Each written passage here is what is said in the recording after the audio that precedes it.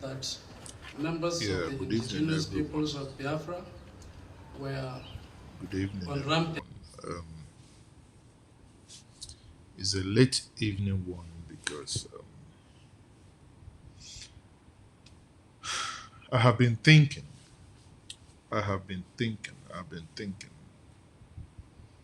I have been thinking about the things that happened in Enugu on Sunday. Um, Ndị Igbo si na okenye ara na ọkwọ n'ụlọ ewu amụọ n'ọgbụlị okenye ara na ọkwọ n'ụlọ ewu amụọ n'ọgbụlị.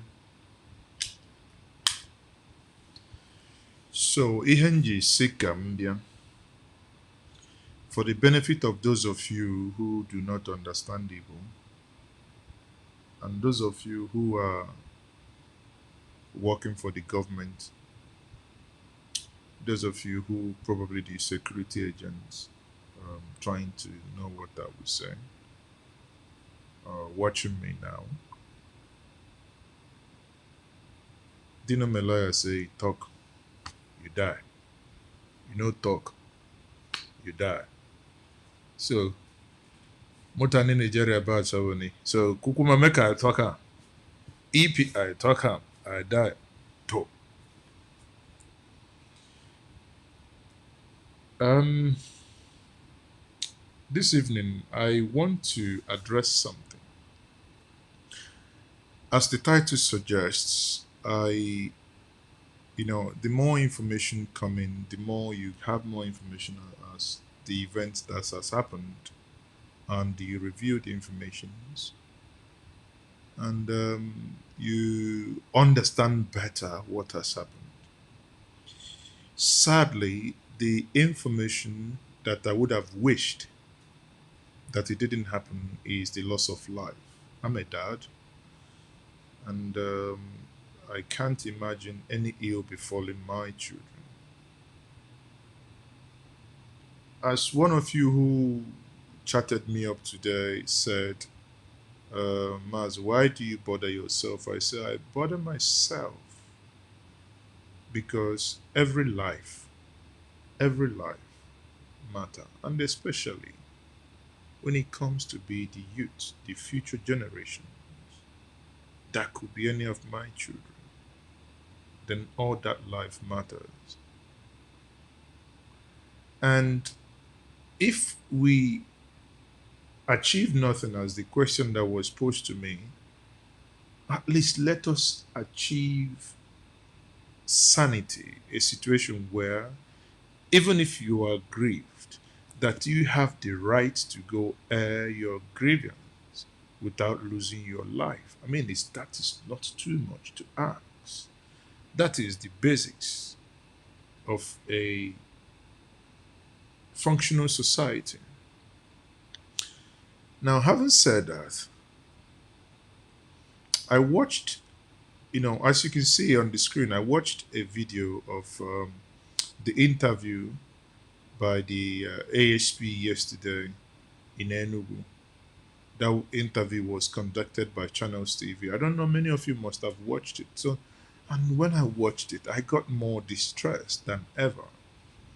Because when I saw the press release done by Ndukwe, that is you know, the PRO in Enugu, and I read the content, I initially thought it's one of those things, let me not believe it. But when I now have this in audio and in visual, it changes a lot of things for me. Yes, we have condemned this act, we have condemned it. Um, it's uncalled for, as I said. I have personally gone online. I mean, obviously, some of you following me will know how angry I have been. On Twitter here, I said something couple of hours ago on Twitter, and I said it is now a crime punishable by death to learn martial arts in Nigeria. If you're in doubt, ask those boys found engaging or learning about the act of martial art in Emene in Enugu on Sunday, the 23rd of August 2020. If you still don't understand what I'm saying, hold on a moment, you will. Because in this video here that I just want to analyze, let me see if I can grab the video back. I don't even know how to get back to this. Hold on. Okay. So let me see. Yep. So let's listen to this video. Enugu Express Road by Emene precisely, firing sporadically on the air, and at the same time. You see, look at what the Nigerian police is saying. They said that IPOB was at the Emene Abakaliki Road, firing sporadically. Mark that word. They were firing. That statement contradicts what this press release said. Listen more. Warning fire on the road, and quickly I mobilized my men from 3 police mobile force squadron, anti-kidnapping units, SARS information. I quickly mobilized men to go for the rescue. We were lucky, we rescued one alive, and I had to seek for reinforcement from other sister security agencies. You know,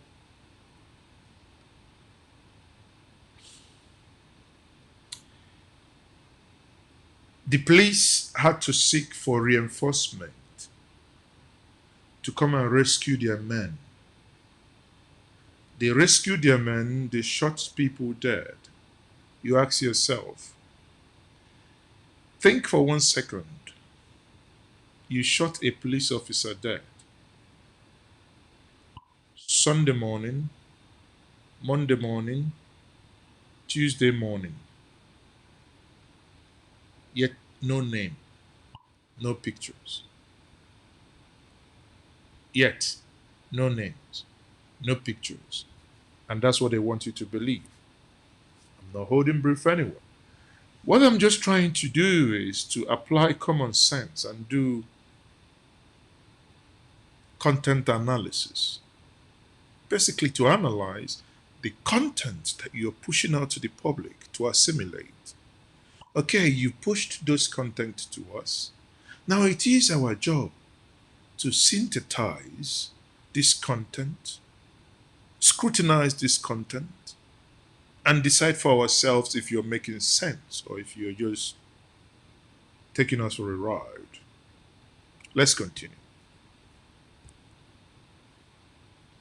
Here in Enugu State, the security agencies, we operate in unison with very good understanding and cooperation.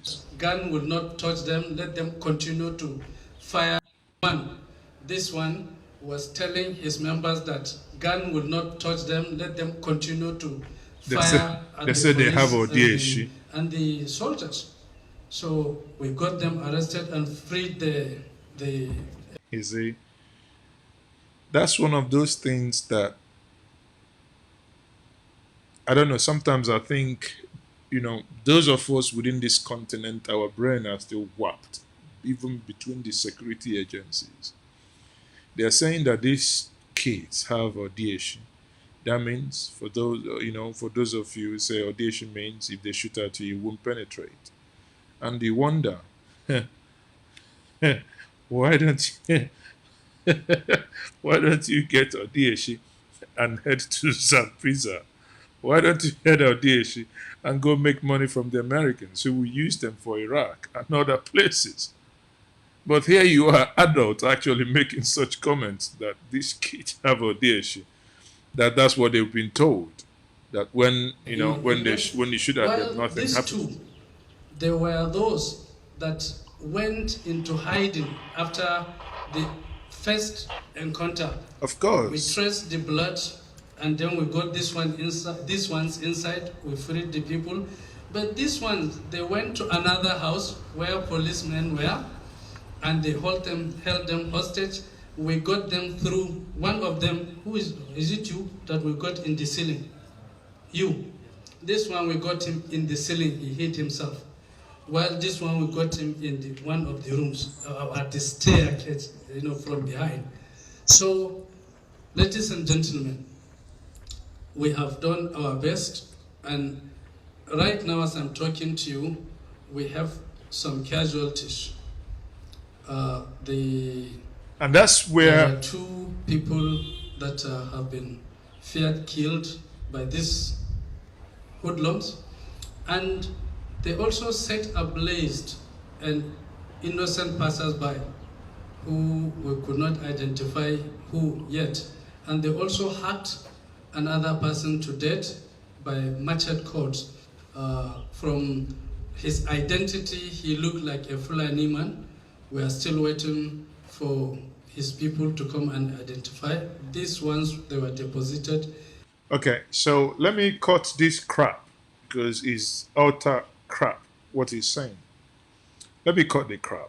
Let me get to the meat of the matter here. See if I force forward a little bit, because I want to listen to what the people they've caught, what they want to, when they were asked, what the question. Now, listen attentively here. If you are genuinely wanting to find the truth and lies, there is a thin line in between. You need to look very well to find the thin line. And listen to this. We are doing that. We are running the field. You are doing it to become strong. Okay. Now, there is something here that has come out. They are in a field exercising on a Sunday morning. In Nigeria, people go to field on Sunday mornings to play football, to exercise, to do martial arts, to do judo or kung fu, as we call them, right? So, they were there. Tell them you are doing kung fu. What is kung fu? Martial arts. Yes, sir. No. You say no? To give him the mic. What is kung fu?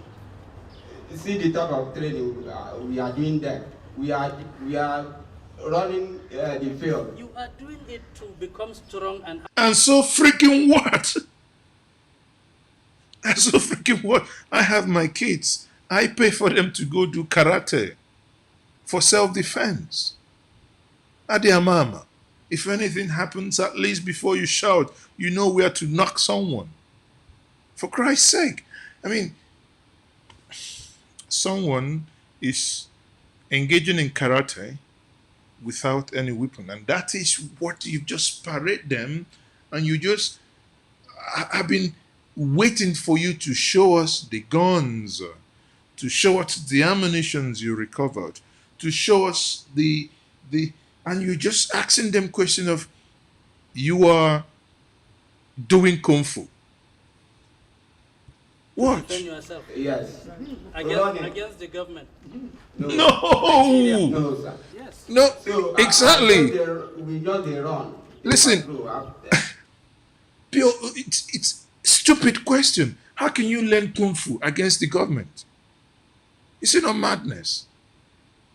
If you want to harm the government, if you want to fight the state, you go and learn how to shoot. But here are people learning kung fu. Kacha, kacha, bish, bish. That's what they were learning. And that's their crime. Jesus, you guys got to find something better doing, honestly. Kung fu. And the policeman is putting the words in their mouth to say they were learning kung fu to fight the government. After Listen. that, we go up to 3 months. Up to 3 months now, and I don't know that the government of Nigeria is against it. I've been doing it for 3 months. Exactly. Yes. How many? Exactly. He doesn't know that the government of Nigeria is against learning kung fu. I mean, maybe it's something new. It's a law that has been passed. I don't know that now the government is against you learning kung fu. So if you learn kung fu, it's You like, what's your number there? We are many. Like how many? More than 1,000. see More than 1,000. more than 1,000.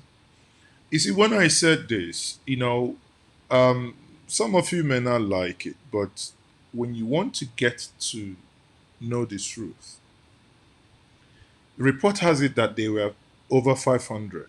Now, one of the participants said they are like 1,000. There is no way he will know. So, in between 1,000 and the 500, make up your mind what the number could be. It doesn't matter. So, but at least from the interview, you will know that they are many. That is the main issue here, that they are many. So, if they are many, and they are learning kung They fu all came and out. jogging around. And some Now, of them with serious weapons. Where are you people coming? Maybe angle in Enugu. Yes. Sorry, were you carrying any weapon? No weapon. As you see me so. Now so I be. Where did you take the Were others carrying weapons? I know you see it? People, that's it.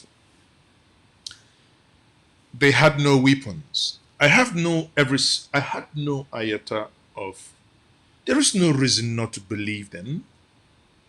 Because you can trust Nigerian police whenever they catch you with wood, they will display the wood. But here, people you say you've gone down, you've killed some, and they had weapons, yet you couldn't recover the weapon. Remember, it is a joint operation according to him. You had the army, according to him, not me. You had the DSS, you had the police, you had other security operatives just to go disarm people. Not even disarm. You just to go and kill people that are learning kung fu. Kung fu. Isn't it idiotic? Sorry, Aga Police. Isn't it very idiotic and stupid to actually talk about someone learning kung fu to attack the federal government? How does that sound? Sorry, but it sounds nonsensical. How does that make sense to you? Someone is learning kung fu to attack the laughable, right? Laughable. And I'm going to come to IPOB. But for now, let me finish with the Nigerian police. weapon for the hand of others. During your training, do you carry weapons? No, sir. Which part of Osupa are you from? Obi. So why did you people set fire on the road? Immediately the policemen begin to shoot gun. I run, go hide. Why did you set fire on the road? I'm not the one. I'm not the one. Immediately I these people hold me. That is why I But see your men set fire and they took away service weapons of the government agencies. What are you going to do with it? I don't know that one. So now another logic here. So you set fire. Fire comes in, fire takes weapon. What is the I mean, for people to set fire on a street where car moves shows the commotion had already started. It's only when commotion started, in reaction to the commotion, is when such normally happens, not before. Now, bring your senses here. How can you set on fire where you are learning Kung Fu? Does that make sense? It's not hammer time. You're not cold. You're not setting bonfire with wood in order to, come around and warm yourself up. But you're learning kung fu, running around a field, and that's the crime. I'm struggling here.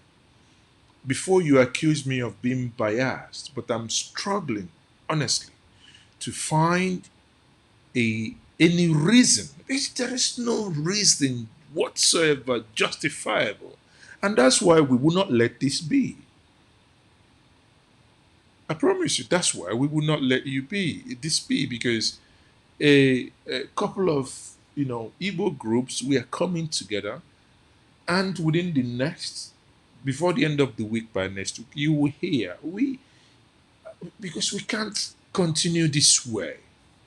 We can't continue this way. There must be legal action. Someone must be held responsible.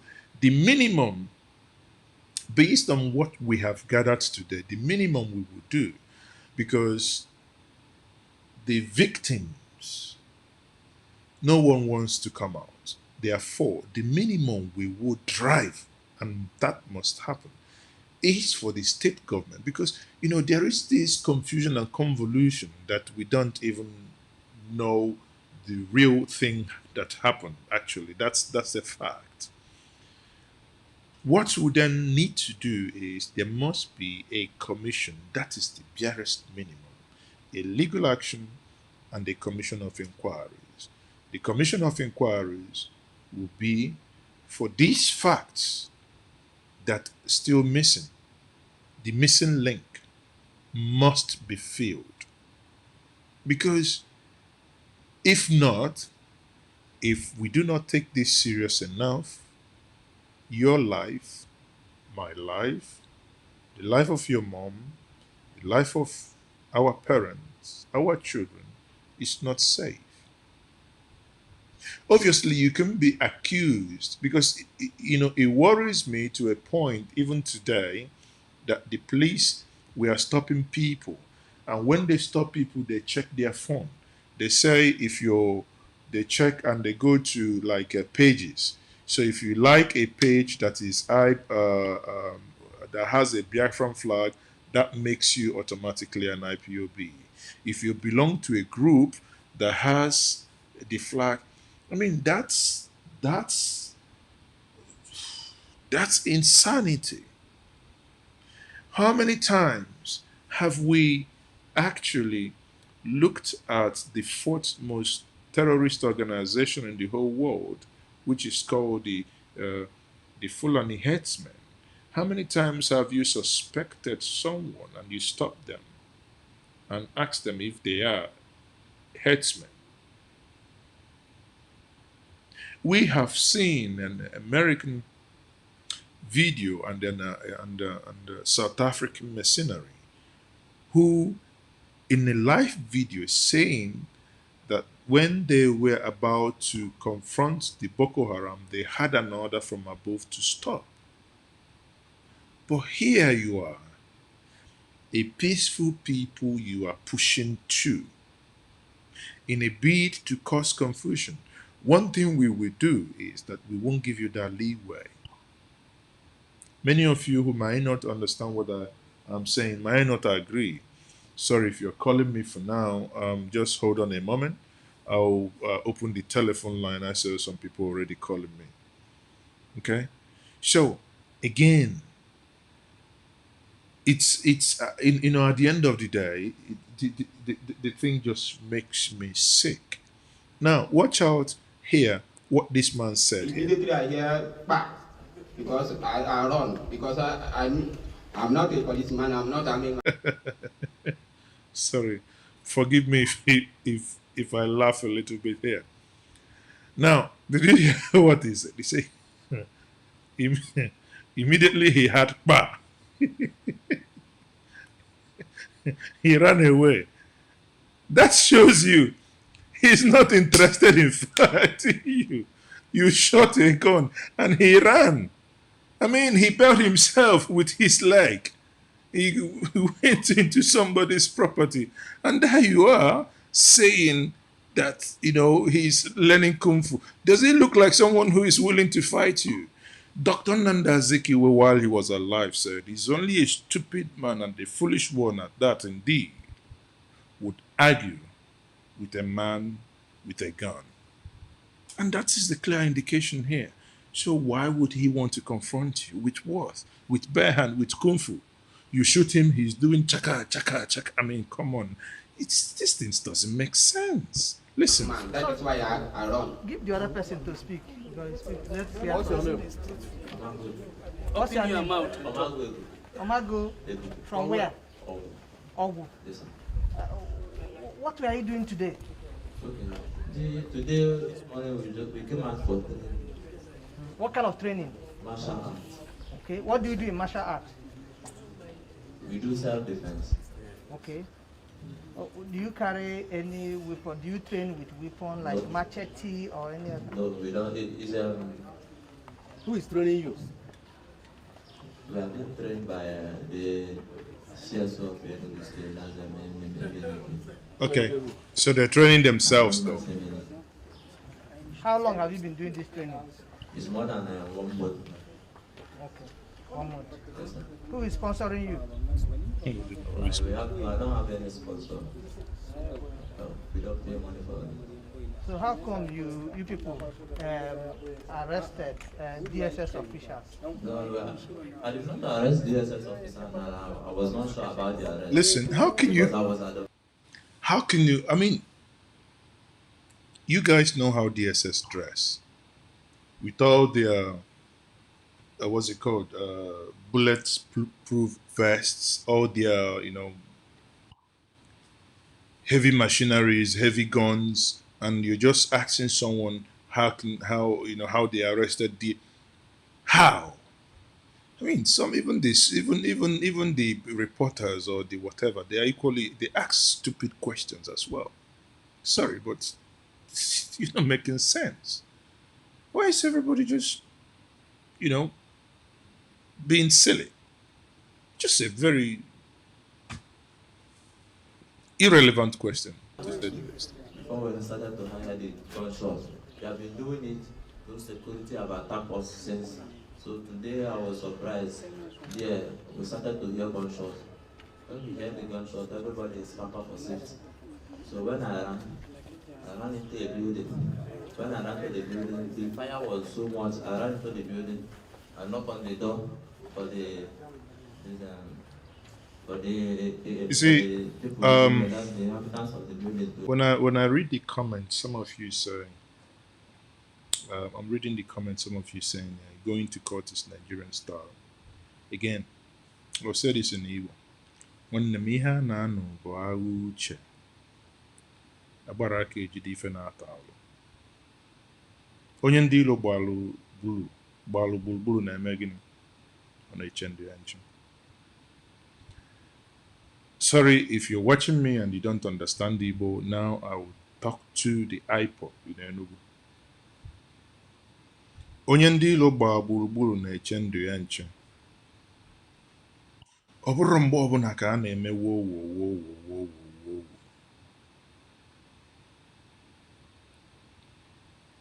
Na gị na mmadụ na-eme ihe, you stoop low, is not a sign of weakness.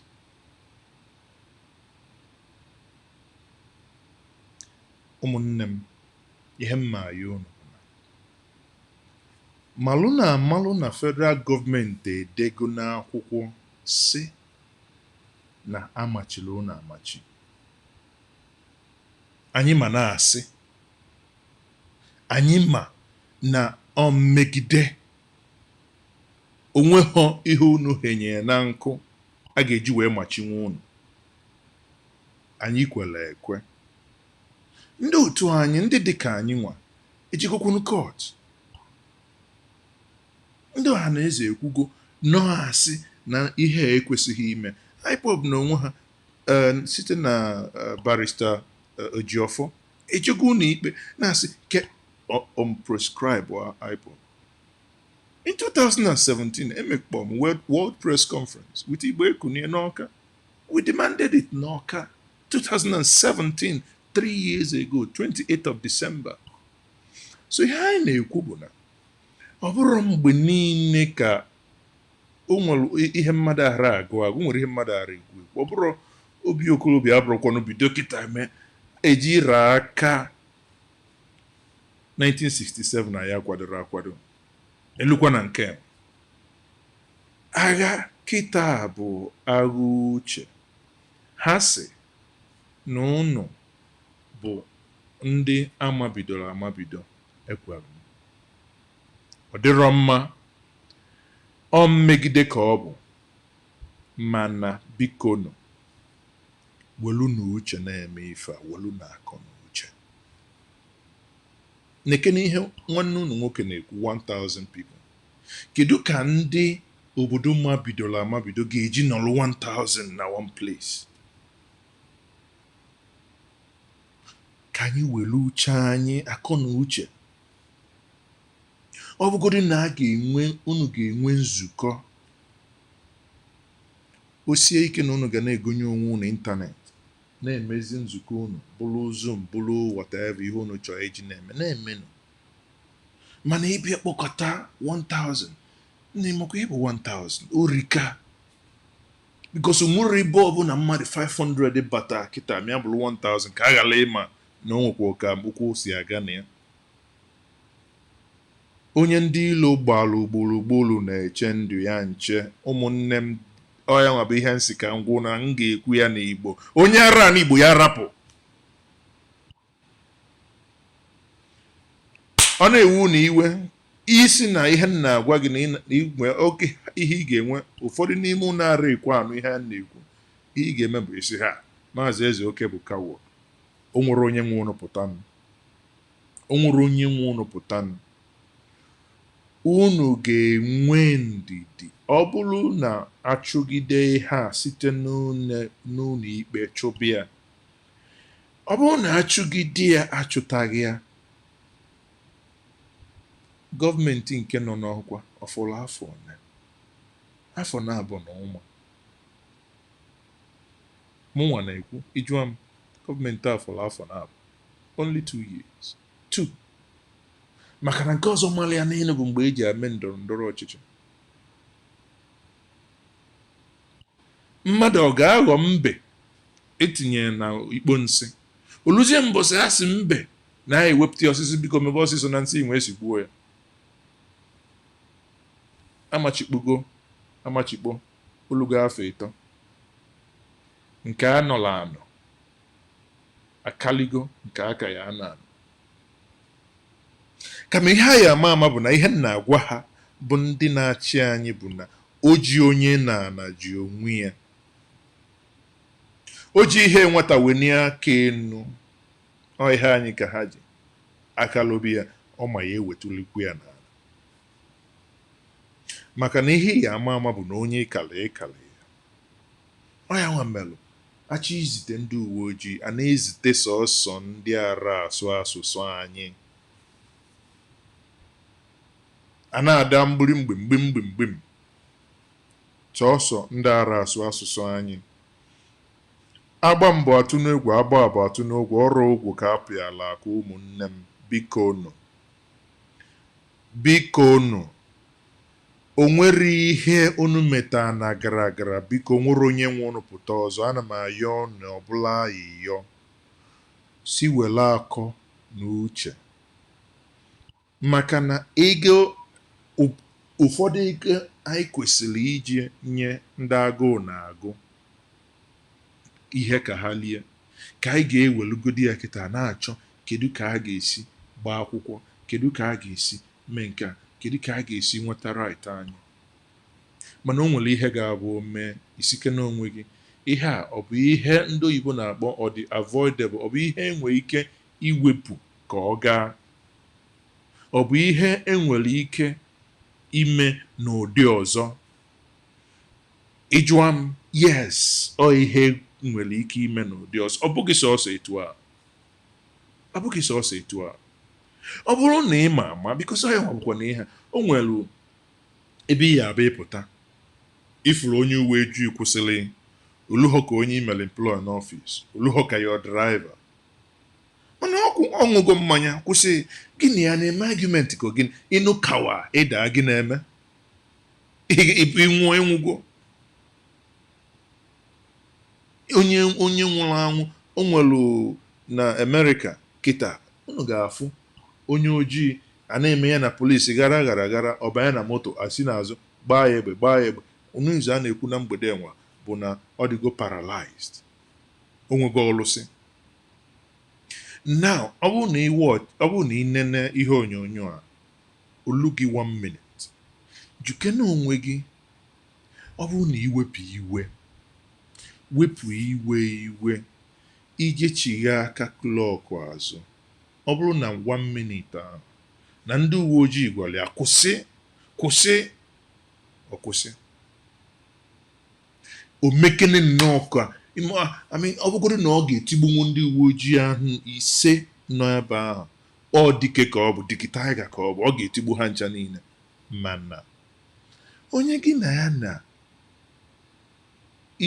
na-agwa gị kwụsị ịjụ nke izizi bụ na ọhụụ gị n'anya ọ na-achọ ihe ọ ga-eme gị o ji nwandụ ga-abụ sọọsọ aka ka ọ ga-apị ya ọ gbaa gị gbagbue gị kedu ihe gị na ya ga-azọ?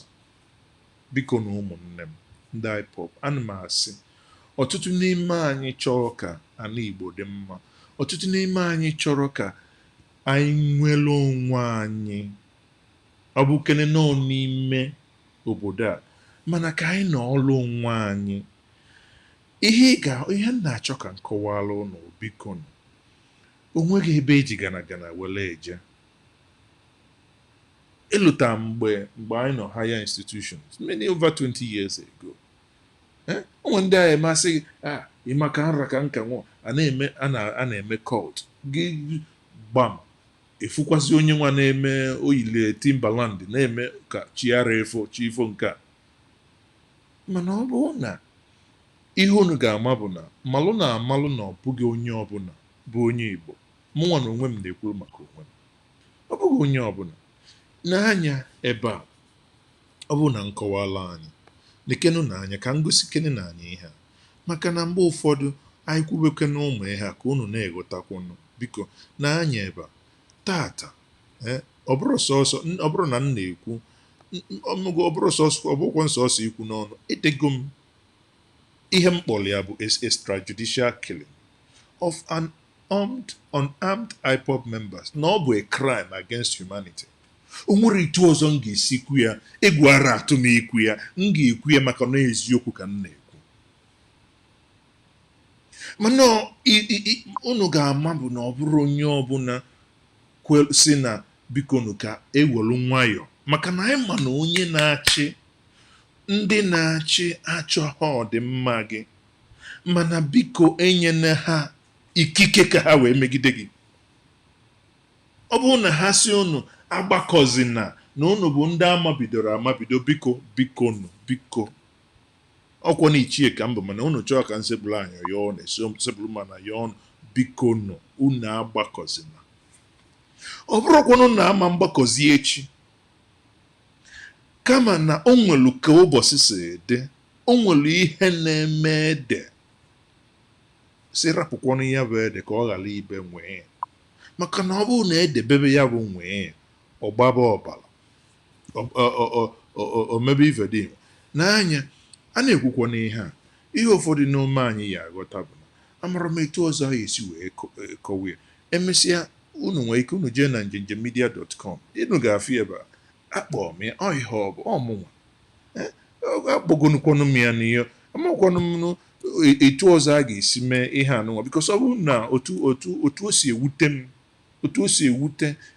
ndị otu mmọgwụ ndị dị ka m bụ na onwe ihe ọbụla anyị ga-emenwu iji kwụsị ya unu ga-ama na anyị ga-emenwu ihe tinsi ihe a eme m vidio maka ihe anya na-emekwu ya taa ọkụ unu wee malụ otu o si ewute anyị maka na mụnwa ya ekwu enwe m platfọm m ga-eji wee kwu ka m ji ekwu onwe ndị ga-abụ onwe onye nke kpọtee m n'ụlọ tata ebe 7 nke ụtụtụ Maazị Obi Okoli kpọtee m ofu okwu a kedu ihe anyị ga-eme anyị na-atụ alụ ndị a na-atụ alụ onwe ndị weta alụ ka anyị deelu European Union petition eje international court ekwe emekwa ndị m ga-etinye aka m ga-eso je m ga-eso de maka na ihe a na-eme anyị adọrọ njọ ihe a na-eme anyị adọrọ mma mana anyị enyela onwe anyị aka ụmụnne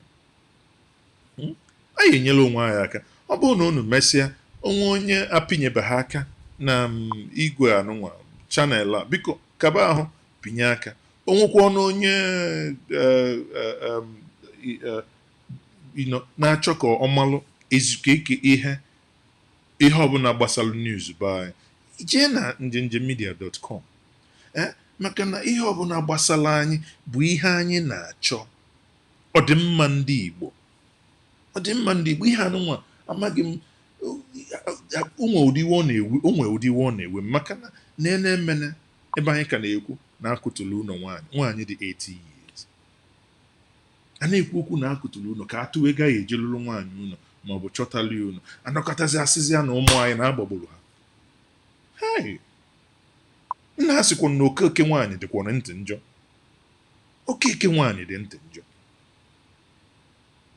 ka anyị na-achọ ka anyị mara dịka nsi wee gwa ụnụ na mbụ onwe onye si maazị kedu ihe iji enye onwe gị nsogbu ịbụghị IPOB kedu amụrụ m ugbo one nsị na amụrụkwa m ugbo one mma gwa une na ma bụrụ IPOB gịnị wee ma so what mana m bụ human being abụ m mmadụ etu esi ego abụ igbuo ndị na-egbu na Southern Kaduna abụrụ m onye Southern Kaduna mana ihe a bụ mmegide ịbịa igbuo mmadụ ịnalị ya na ya ọ mmegide ka ọ bụ abụrụ m onye Nasarawa mana ịnọkọta ị na-akwafusi ọbara na Nasarawa ejiri ịkwafu ọbara wee mala anyị mịa bụrụzie mgbe ọ ya bụ nnata na be m ana Igbo ana nsọ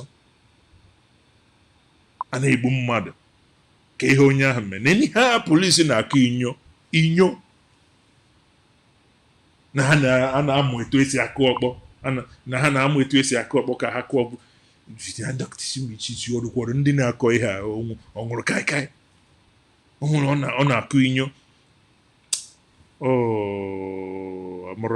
amụrụ m ihe ọzọ m ekwu na ọ ya bụ nnekata ha bụ ihe iwe wekata masị m gịnị ka anyị jiri isi kotanụ gịnị ka anyị ji isi kotanụ mana ihe mma ayọ unu biko ụmụnne m biko nụ ana m ayọ unu nke a bụ ayịyọ m na-ayọ anyị bụ biko anyị ga-ama na ọgụ ka echela anyị ga-amala etu anyị ga-esi nụọ ya bụ ọgụ biko ọgụ ka echela anyị n'ihu ọgụ a ọ bụrụ ọgụ wowowo ihe a bụ ọgụ eji ọgụgụ isi nee na ụmụnne m ka nkọwala anyị mmadụ nekọtara gị anya n'esia fụ ndị ga-abụ ịkọ ugbo ebula efi wee bịa n'ugbo yi kwarikọọ ife ịkọrọ akụ ọka ụgụ ihe niile ji akpụ ata ya gwogwo ime mkpọtụ asị na gị accommodate eva na ọkwọ na ụmụnne gị kavaụ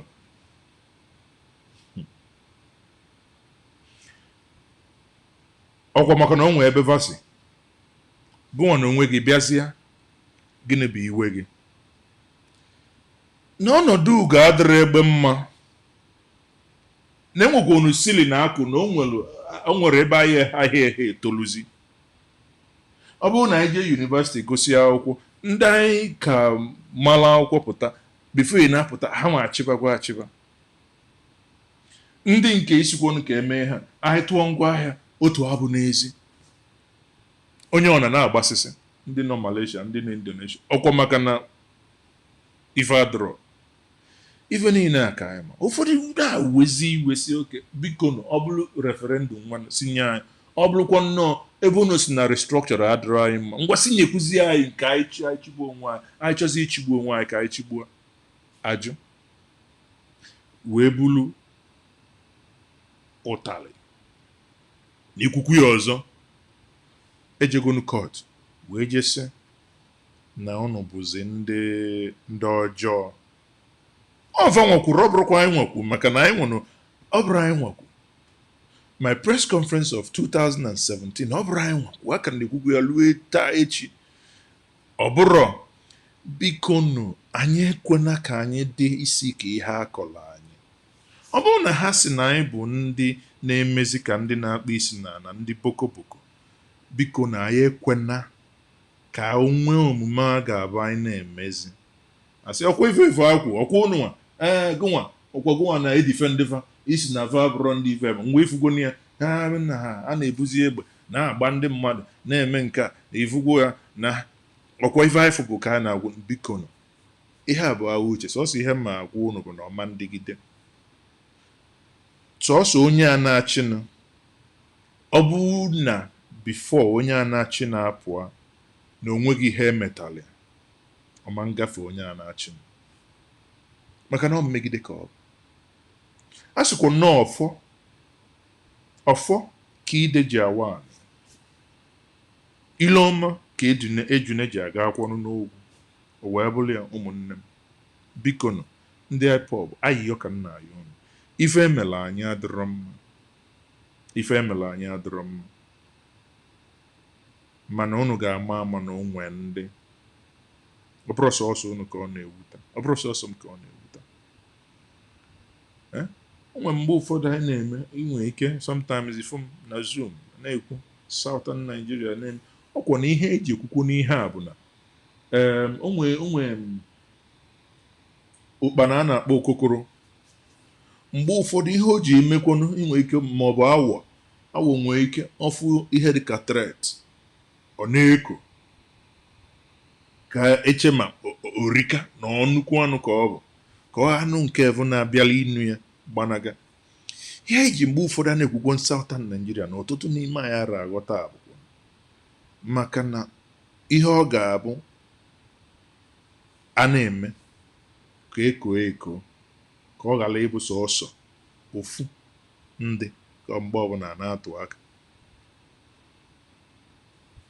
agha uche ụmụnne m ka a na-anọ agha uche ka a na-anọ agha uche ka a na-anọ ihu na ya ma bụ na a na-ekpokọ onye uche dị a na-egbu kpọ onye uche dị a na-ekpokọ onwezi onye chọrọ ịkpọ m nwere ike ịkpọ ka m welu 5 minutes just to round up achọghị m ka pụta aka ama na chi ejigwo ma ọ bụgodị ndị nọ n'ive onye uche a na-eme ha onye uche dị a na-ekpokọ onwe onye chọzi ịkpọ nwee ihe ọchị ikwu ya kpọọ oke ka mkpọ dị onye nke bụ ụzọ kpọọ m bifo a na-ebukpọ onye uche dị a na-ekpokọ maka na ife a na-eme anyị adọrọ mma mana maka na anyị ama njizi biko ọ bụrụ na I subscribe to this channel, please subscribe to the channel. Also endeavor to give the video a thumbs up, a like. Onye kpọbụ m ka m na-akpọ ọ dị ka o si America. Okay, ngwa ebe ọzara nke eve akwa gị ha ka dịkwa ka ndị Iraq okwu ife evu a na-ekwu ihe niile ifu a na-agbakwanụ a na-agbara ndụ bụ ana Igbo ife niile anyị mesigwo na ana Igbo ka a chọrọ ka ha si n'elu bịa kpọrọ ya okwu ihe a bụ agha uche ka anyị na-abụ biko ụmụnne m agha uche anyị amanye ha efe onye ka mụ na ya na-ekwu Maazị Ezeoke na-ekwu Okay, my brother, you know, with Maazị Chukwudi Nwosu. Okay, Chukwudi Nwosu. Ọ gịnwa si Iraq wala akpọ? Ana m akpọ from Iraq. Ebe atụli Babylon. Anaghị edozi ya. A na-edozi ya biko sa atụ na-atụ m ya bụrụzi ya nke idozi. Ihe ifu ihe niile a na-eme bụ etu a esi wee kpasu ụmụazị ya iwe ka ha wee iwe ka asịzi ewere ka a bịa maa ihe eme na Iraq mana anyị ama nkweva. Anyị dị mma ka ka gụnwa mekwa ka ife inwe ikwu mee ya 1 minute.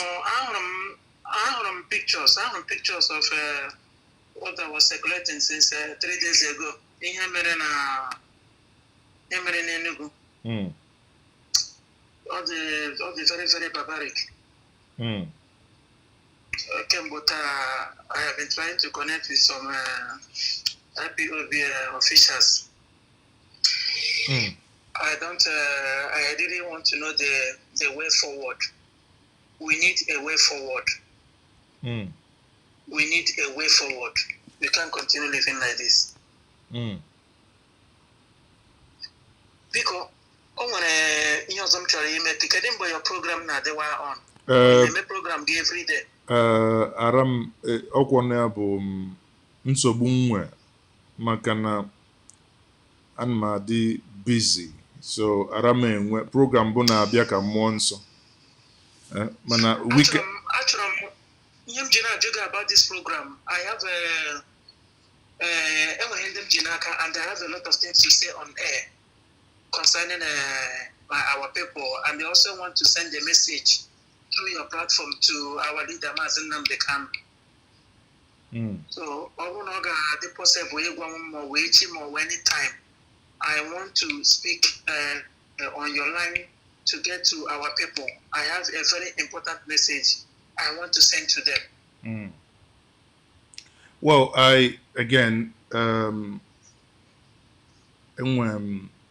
it's it's been dealing difficult again.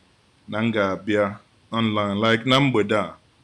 I didn't plan. After I can watch a video these and the channels with that interview. Melunji will be online. So Nwegimbe Munkwadobe. Now Tabu Tuesday and Anga be online. So it's very difficult for me. But most times Friday evenings or Sunday afternoons can be actually online. Because obviously during the week they're busy. Okay, since it's like this, one thing I will do, I will always check on your Njenje live broadcast. Okay. 247. What you can always do, you click on the notification button so that anytime you're online, it will notify you. Let me do it right away. Okay. I have done it right away. Okay, yeah. That works. Thank you very much for your call. Let me also take 1 minute to talk to our people. Go ahead. Ndi Biafra. Ekelela m okukele onye nta. Ụmụnne anyị ndị nwụrụ na Emene Enugu. Amen. We must continue because there is even more danger in not getting Biafra than getting Biafra. I don't know if you understand me. There are dangers if we don't get Biafra than the danger we are seeing today fighting for Biafra. Let us unite together. Let us unite together. Let us unite together. Let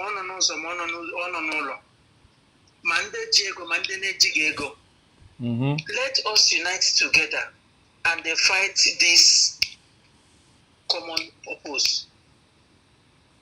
Let us unite together. Mazi, I have to tell you that a lot of people, a lot of us in Iraq, they want to come back. If not this, so Iraq kateraka. And I work in America. Iraq. So everybody, my doctor in America, everybody, I'm in England, everybody. My brother, we want to come back. One year, 5 minutes. Time, 5 minutes, so. Okay. Thank you very much. Yeah. Okay. I will call on you again. Thank you very much. Thank you very much. So one more call. So who is going to be the lucky person? +34. I think that should be Spain. And if you call back, that would make it. We would, I'm trying to ensure that this program would not exceed 1 hour. And again, considering the time to 12. Okay, hold on. Let me give this person a ring because up on before. I think that's Spain. anya m na-emechizi emechi ama m ma iwe na-emechi m anya ama m ma iwe. Yeah, hello. Maazị Ezeoke na-ekwu. Yeah, good evening. Kere mụ na ya na-ekwu. Yes, kere mụ na ya na-ekwu. Okay, ma. Yeah. I'm about from Spain, yeah. Okay, make your contribution 1 minute. Thank you. Okay. Because I am making a program because most of us know outside the country. We are all in pains because the way they are slaughtering our own blood and brothers is so painful. Because in this situation, actually, it is very painful. Because I don't know reason why they will be saying that we're one country and they cannot allow us to live. There's no way we can keep on living like this. Man will not die twice. If they don't find solution, which means one day they will kill all of us. And it's very painful. Most of us outside the country, it's not because we love staying outside the country. It's because we don't have any, there's no way we can live in this kind of environment and situation. They cannot even eat and drink and drop their cup peacefully. So, but first and foremost, I'm very, very glad for you to present these matters to the world because we are happy to hear that from you. And please, there are little support, even just to do the program is very, very important for we because people who doesn't know where their problem starts, we may not know how to end it up. That's correct. So I'm very, very glad. I'm very, very glad. Thank you very much. And I have another call on the line. Yeah, hello. Hello, is that Mazi Ezeoke? Yeah, Mazi Ezeoke speaking. Your live phone. Oh, Mazi Ezeoke, good evening. Yeah. I'm from Mazi Obodnachu. I'm calling you from London. Okay. Keka London. Mazi Ezeoke, I know in London. HMS no nwe osisi dị na London unu na-eji aplọk ego. Na osisi febutugo n'osisi nu. Febutugo osisi ifunu ka esi eme anyị ebe niile anyị je. Anyị nwabụ ndị Igbo ebe niile anyị je nnọọ yọtago enekwa iwe anya nekwasị anyị ebe niile anyị je ekwere anyị megharịa arụ na aba anyị. Ekwere anyị megharịa arụ aside ka ezi fara ya emezi Maazị Ezeoke. Ọ bụ ofu ajụjụ m na-achọ dị ịjụ. Achọ m ịjụ sị nya ọ pụtara na Chineke gbaa ya asị kedu nnọọ ihe bụ ihe ndị Igbo mee gbata anụ eji emegide anyị etu a ọ gịnị bụ ife anyị mee ị na-ahụta ihe nọ ife a bụrụ ife chọọchị bikọs ọ na-abụ nnakọta etu a nchekata ife a dịkata ife a oke ngwa n'elu ịmana sinsi Sọnde ịmana nya ehiro m ụra eriro m ife bikos ndị achịte ka esi wee mee oke ngwa oke na-ekwe vidio na-agagharị pụta anụ ịghọtago ebe polis kọmishọna pụtara itinye ụmụ ha na okwu n'ọnụ ịghọtago na-eme afọsọ ụmụ ha ka kwuo ife fa na-emerọ ife ọdịnamma Maazị Ezeoke chekike n'ife anụ mana anyị nwe ife ji na-agwa gị ife a bụ na ọ bụrụ na ife ya dị pọsịbụl na achọ m ka ebido ife akịta anụnwa ka solve problem a once and for all ka anyị na ndị a ka anyị mekene ya because o doo m anya na ndị ama mmeri nwanyị jee kpụkọta nnọọ ife niile bụ herdsmen nwanne m ndị Nigeria na-amị na polisi nwanne m o nwekwa ọnụ nwanne m gee ntị o nwee ihe ndị okenye ama m na iwe na-ewe gị mana o nwee ihe ndị okenye na-akpọ asị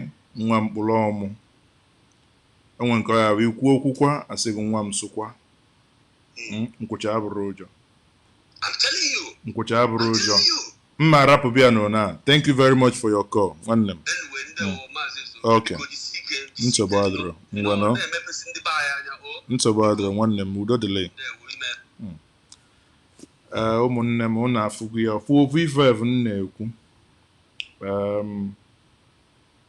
anyị elikwonu ya bụ na ma ya bụ na ọ ya adịbagwodo ọ ya abụla echi sụsụkwa iwe dị ọ bụrụkwa na ihe niile ka eji iwe ewe a sị egbuo m iwe egbuo n'iwe rie nọ ọ bụrụ nne m mgbe ọ nọ ndụ na-abụ eme ọ sị na arị etinyekwanụ nwatakịrị ive mbọsị ọwụfu mmanụ ọrụ mbọsị nwatakịrị wụfu mmanụ ka a na-etinye ive nọ mbọsị ọwụfu ogulu akwụ ama m na ọ bụ na nne n'anya ọ na-achọ ilu 300 people na watch m and maka na Igbo ka a na-asụ azụ o wee ma anya na onye ọbụla mmụọ anya kịta 12 minutes na Nigeria here 12 minutes no 18 minutes to 12 na onye ọbụla mmụọ anya bụ onye Igbo na-ege m ntị and nọ n'onwe ka ọnọdụ ya si wee dị maka na obi adịrị ya mma n'ive menụ ma ọ bụ n'ive na-emenụ mere o ji wee mụrụ anya na-ege ife nna ekwu aramete ekwu ọkwụ unu for granted adị m maka na mmadụ ara ekwuru okwu onwe ya onye na-asị ọkpọm from Germany ndị Germany unu anakpụbe ụlọ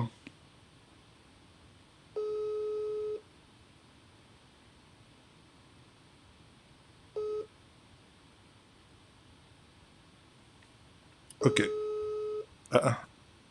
ndị kpọkwazi m mkpọchi gabazie ha azụ mana nsogbu adịrọ dịka ife m na-ekwu o wee bụrụ ya bụ na ama ka iwe ewe na anyị ama nkweva ka ha mee ihe dị ha n'obi maka na anyị ma ebe ha na-eje ọ bụrụ na o nwenugo onye n'ime ụnụ ije na Google Earth for instance je na Google Earth type imo tinye your village search kene welu bata na street na-akpaghalị inenesia ya iwee fụ ihe ndị anụnwa na-achọ etu a ihe alpha anyị tagwo after the war kedu ebe ya na-ekwu biko gbanyụọ the device iji watch him or you call me back please. Hello? Yes. Kedu ebe ya na-ekwu? Yes. Maazị Eze na-akpọ. Okay, Maazị Eze, ka eke ime? Nsogbu adịrọ. Ka ife nwere ikwu? Ife nwedebe ikwu n'ife a bụ na ife mekwana ife niile a ji eme etu a bụ na the kind of our leaders anyị nwere n'Igbo land. Because amụrụ ka ndị na-achị ọchịchị ga-esi nọdụ a na-agbagbusi their youths, unarmed youths. Enwere ike ịpụta pupu okwu gbowam gwa federal government that should stop. Si gbagbusidebe ụmụaka.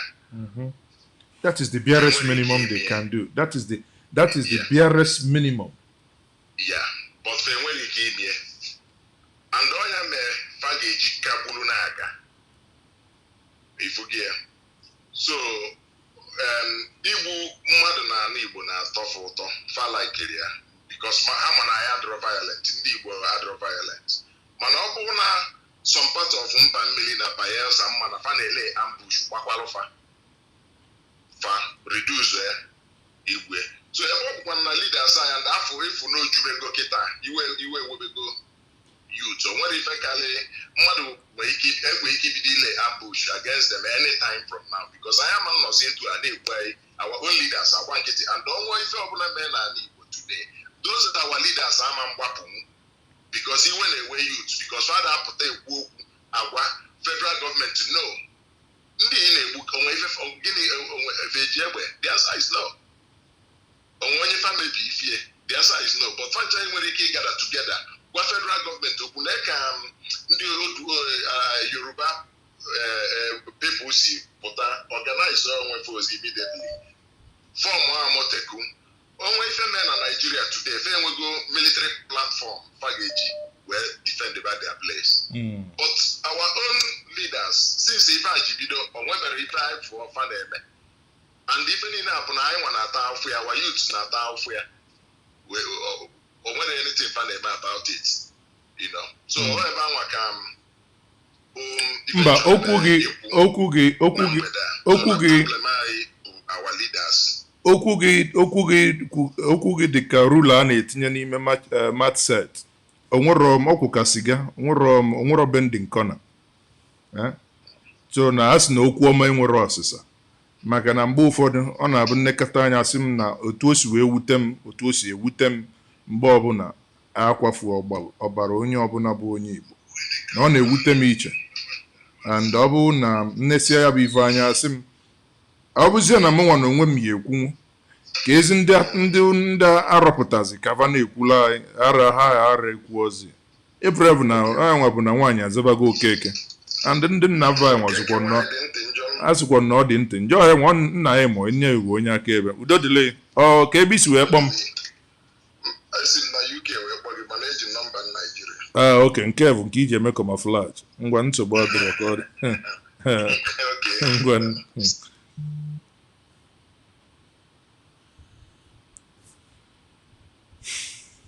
una anugonian our leaders are ekwu okwu fathers ya ogbi. Yeah, Maazị Ezeoke na-ekwu kere mụ na ya na-ekwu. My name is Chukwuemeka Nwoji. I'm coming from UK. Okay. I'm just going to make it brief because I'm about to sleep. I'm pained in my heart, but the only thing I would want to say is a death sentence should be put on that commissioner of police, wherever he is. Onye na yetinye? The commissioner of police. Onye na yetinye? I'm not hearing you very well. Asim onye na yetinye? Ịma na gụwa na-asụ n'Igbo, mụnwa na-asụ n'Igbo. Every hour nwe bụ ife ebe a na-ekwu. Mụnwa na-asụkwa n'Igbo. Aya bụgodo onye chọgodo ịgbanwe ife na-ekwu, ọ takwodo afụfụ. Na ọ bụrụ inye bi ebe ka ọ dị izi. Ma akwụkwọ na mma ma va na-enene m, fa na-enene m. Na nke m bụ na ihe m kwuru ya bụ eziokwu. Nkwuti ya nnakpu ụla ana m agwụla onwe m ụla. My conscience declare na m ekwugo. Onye ka mụ na ya na-ekwu?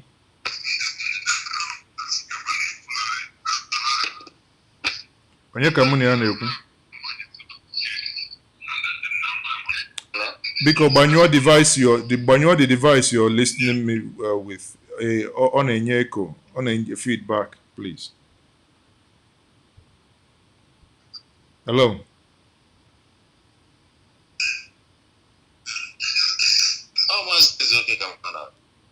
Nsị gị gbanyụọ the device. You're listening me with one device and you're calling me with another. So it gives you ọ na-enye gị delay.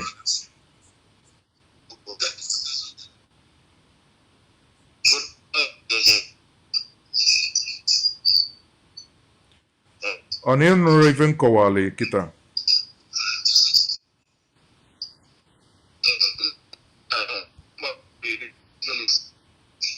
Eh?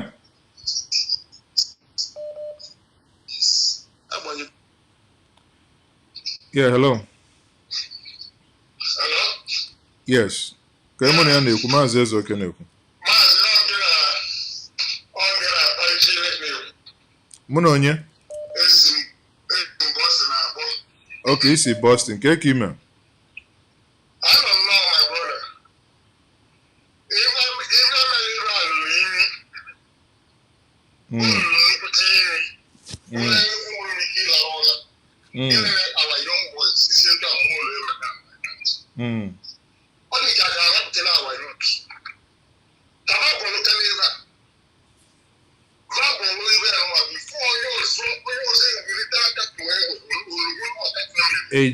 Eji aka ewu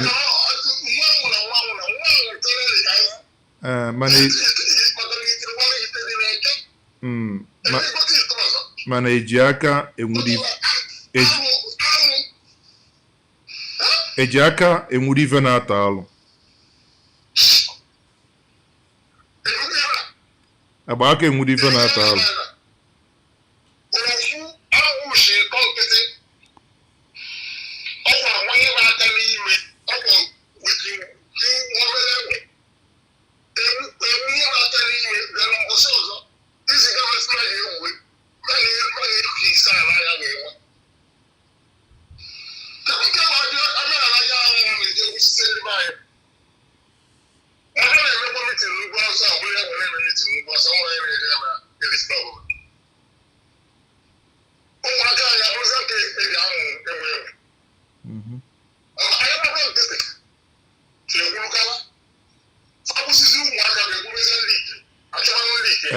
onwekwọnụ mgbe anyị agbachi nkịtị kama ihe a na-ekwu okwu bụ na ọrụ ara atụ ọkwa n'alụ and ya bụ alụ gbasalụ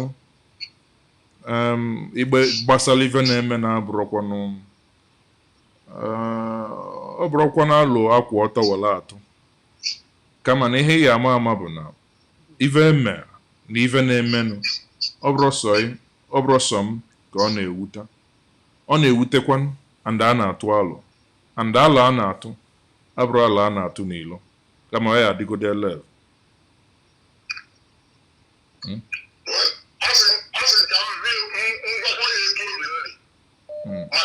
aghọtara m ọ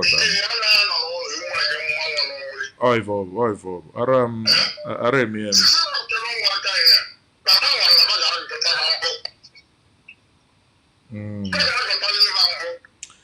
anyị eli ya bụ ọna ma ya bụ ọna dịbe echi ngwa thank you onwe ndị ọzọ na-akpọ ngwa thank you yeah hello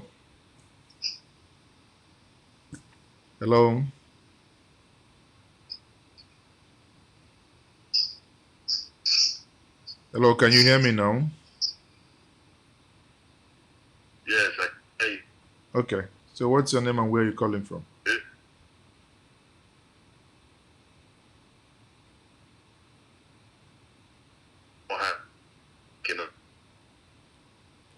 Na phone gị nke a na-eme ka Chukwu kedu gịnị mezi?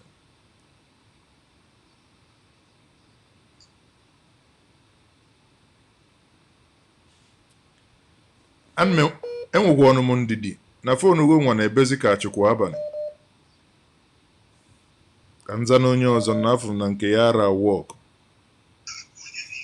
ya Maazị Ezeoke na-ekwu yeah yes kekime kere na-ekwu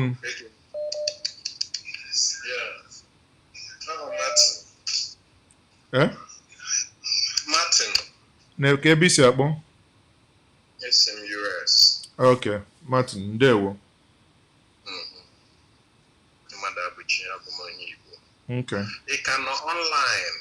Your life, yes. Okay. And I'm making again. Only some delegate na WhatsApp. Upon new words, ka inenenia. Okay. Boss was in Boaki. Okay. Kenegi we work methodology someone and America. Okay. I'm going to go the TC Nam if you maka no if I call H. Akono Jimmy. My book you USA. It's a wardrobe. Well, thank you. My program was on MSC. It's a wardrobe. Thank you. Yeah. So, ndị Ikenya sikwa na ọba mgbada gbasi egwu bụ ike amakwọ na ife ọgbata na ife ọmụta na egwu agwụkwọ a na-aṅụta dị ochi nkwụ na ara adata akwọ ya n'elu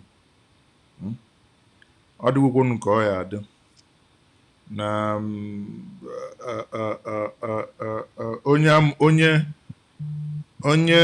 onye egwu n'anya ọmarọ abụọla ya ntọ na ọ ya ama ọkwa hey kọlụ nke nwa kalịa ka onye na-ekwu biko yeah okay Chukwudi ka eke ime nsogbu ọdụrụ ka ebe isi akpọ okay USA nke a ụnụ na-akpọcha tata ọ dịka maka na efifi ụnụ maazị ihe a na-erutekwa n'anyị ihe a na-eme na-erutekwa n'anyị na ọkwa na ụmụnne anyị karịa isi ha onwe ya gara anọkwa n'ihe a obi adị ya mma ihe mma chọrọ ikwe n'ihe a bụ na n'ọdị m ka ihe a na-eme nke anụnwa ị na-anya fụ na ihe emebugo ọ bụghị nke abụọ nke ise ọ bụghị nke ịbụọ na ọ dị ka ndị anyị na-eme anyị ihe a na ha emego nke ha mere n'Ọnịsha mgbe egbugasịrị ndị nke egbu ebe ha ji dịka ekpere na bọọ emechie pụeriche nke esi kwere onwe ezi ha nụrụ maka ya myself na-echekwa na ọ dị ka what happened bụ na ha emego na nke ahụ emere nke ahụ nobody talked nobody said anything ha jekwa emekwa nke ha mere mgbe a sị na egbuchere ndị nke egbufere n'ụmụahịa that time emechakwa nke a bụ osi nne ha filkwe na onwere na they always mechie ihe of course nothing will happen na ha repeat nke ahụ ha ji eme n'Enugu now so I believe na ihe ha na-eme bụ ha na-eteki anyị one by one ka amara ihe nwere ike ịbụ reaction and from ihe na-eme just like many people kwuru ndị anyị si ka ha represent anyị kwesịrị ikwu achọghị ikwu because na some of them ebe ndị ha fi nọ ndị ahụ na-ihe contract ha si ebe esi nweta ego ha si eri wee na-aba they feel like na ha kwụnyere ntị na anapụta ọnụ n'ala ebe esi amụta ọhịa so ha ihe ọbụla na-eme ha agbazi akịtị mana ha nweta onye ihe ọbụla na-eme ha ga-eme ha affect only because na ha na-enwe ụmụ ha kwa ga-etokwa ọtụ ụmụ ha tokwa ha ga-eme ikpe the same thing na ndị ka ha na-etikwa so na myself na asa na nke izigodo bụ na m na-ajụ nwa like igbo ekunye na ụmụnna nọ n'ime biko ajụ mbụ onwe unu si wee na-akpa n'ụdị enwere ike iji wee kpọkọrọ ndị gọvanọs anyị na ndị House of Representatives anyị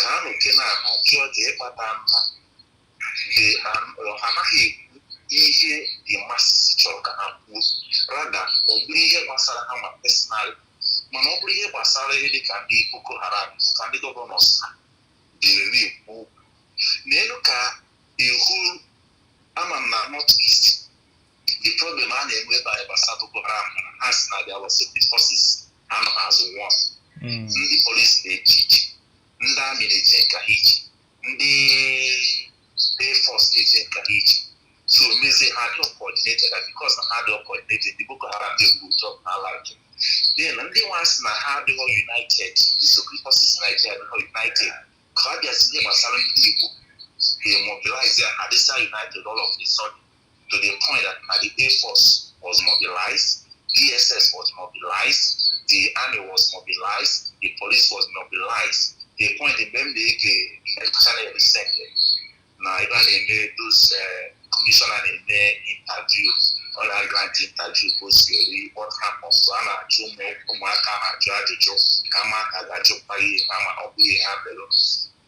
only not that they coordinated, they are friendly, they are sister forces, all of them work as one.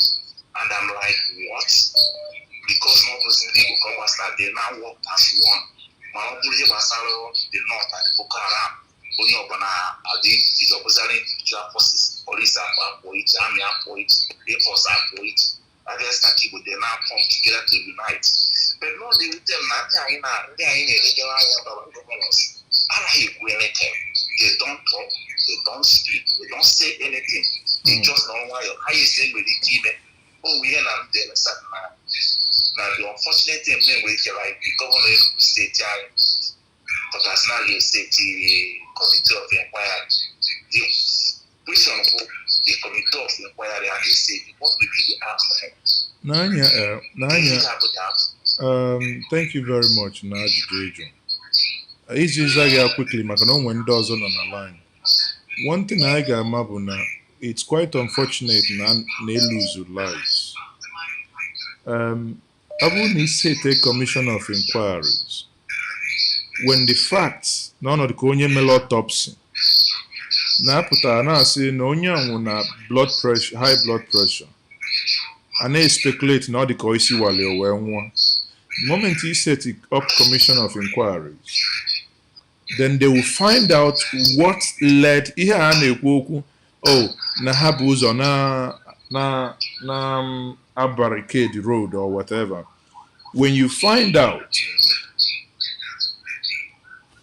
thereupon ka inwezi ike ina-ekuzi okwu take further legal action, maybe to international community or whatever. Iwe nwe basis. I'll give an example.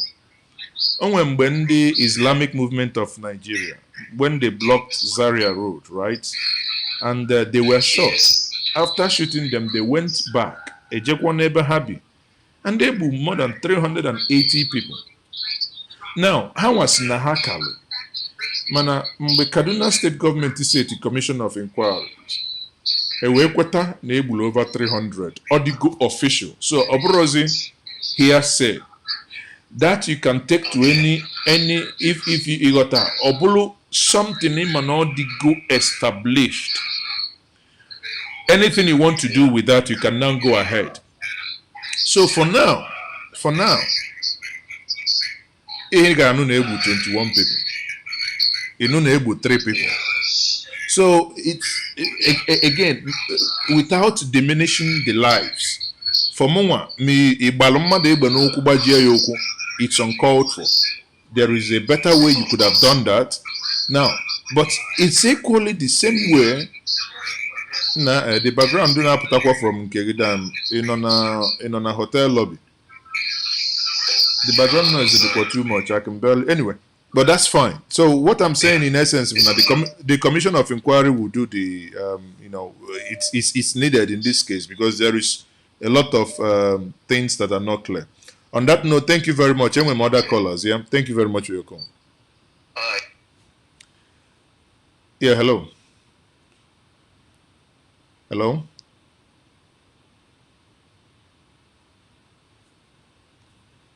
Okay, so I think let me call this person back, and that probably will be my... Yeah, hello, Mazes, okay, speaking. Hello, Mazi. I'm going to speak in South Africa, sir. Ah, okay. Thank you, man. South Africa kwesịrị ịbụ 2 o'clock now. Ina ala hola. Ina alụ ọlụ abalị. Onye tiripụtara ya ụra na-abakwa ya. That's true. Onye tiripụtara ya ụra na-abakwa ya. Maazị, ya m na-ajụ ndị Igbo bụ ma nwa bụ ụmụaka na-etolite. Anyị nọrọ na park, anyị nọrọ n'ụlọ. Mpa ya nọrọ na yard. Of course, yes, I'm listening to you. Okay. In another begi. Ogodru nwa chọrọ okwu iwe gbagide ọsọ banata na bụna. In pagan, but if I am pagot if I obi. Nwoze ege emegi. Onye afọ na nna gị nne ya. Before me hob na oge ma ọ ga-eche ya eche. Ka e kpatazira ndị nna nke anyị ji wee gba nkịtị nwoze a na-ekwu ụmụaka na-adapụ ka ọkụkọ n'iro. O siri esi ụta ahụ. Ọ bụrụ na echi ime elekshọn akpọkọ youth agada agwa na we have future of tomorrow. Mana the same youth ka ndị elders gbara nkịtị a na-ekwu. Forget go ibe ha belong to. Ya ndị Igbo. Ifuru ha egbe n'aka mba. Ifuru ọkụkọ n'aka mba. Onye ha nọ na be ya unu jere ebe ahụ address as na ha mara ọhụ. Mmadụ ime ọhụ bụ ịmaba be mmadụ without permission. Unu jere ebe ahụ asị mba na ha batara illegal. Unu jụrụ esa ọ bụ eziokwu na ọ bụrụ eziokwu. Onye nwe ebe ọma na ndị a na ebe a ka asa unu nweta. Now, in this case now, ka ihe ndị elders na-ekwu. I'm not supposed to be calling this elder, they have failed us, but they should understand that onwe ihe bụ na mmadụ nọ na PA mmadụ. Onye this commissioner of police ọkwa adam mejidere nche ọ na-atagharị up and down. He's a funny man. We understand. Onye nwa ji ma mic, afụrụ m n'ụwa, I don't know akwụkwọ like Germany. If you get a German officer, they say their own CP or commissioner of police, and they remember the interview in a crime scene, and they so in Nigeria. Eh? And what any journalist, and what another investigative police, and what another ordinary officer, anemia public or netinye hoku no. Yeah. We have never taken these guys to court.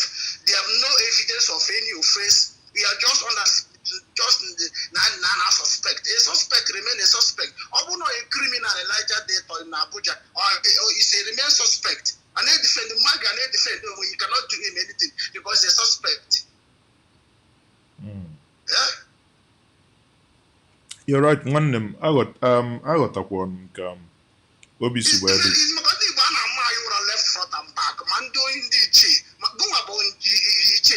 What they know nothing about my get a boon now. I work on Rishim Wena because they left for Yaga for the whole one. Naboon Gafan Empire and a boss of Wakamara. That's when I wanted to question him. I want to mark on no one saying no one him is understandable. N'anya sọsọ ihe m na-achọ ka ị mara bụ na ịma na ọ na-abụ ihe mee a na-asị kedu ihe ndị okenye kwu. Ọtụtụ ndị okenye ekwugo okwu ọkwanụ sọsọ ikwu okwu si na ihe mere adịghị mma ka ha ga-ekwudobekwanụ. Egego m ntị nya bụ Mọnde, gee ntị tata. Onweghị ndị anyị zigara Abuja, onweghị onye kwuru okwu iwe. Ọ bụzikwa na onwe onye kwuru ma anọghị, unu gwa m.